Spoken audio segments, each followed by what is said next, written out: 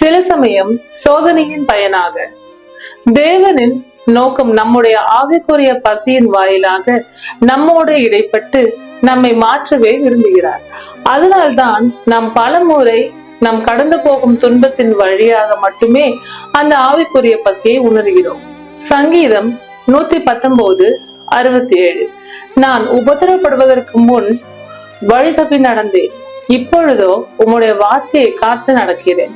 சங்கீதம் 42:1-2. மானானது நீரோடைகளை வாஞ்சித்து கதறுவது போல தேவனே, என் ஆத்துமா உம்மை வாஞ்சித்து கதறுகிறது. என் ஆத்துமா தேவன் மேல், ஜீவனுள்ள தேவன் மேலேயே தாகமாய் இருக்கிறது. வியாதிகள், வறுமை, இழப்புகள், துக்கம், வேதனை, வெறுமை, சஞ்சலமான சூழ்நிலைகள் மூலமாக ஆவிக்குரிய பசியை தேவன் மீண்டும் எழுப்புவார்.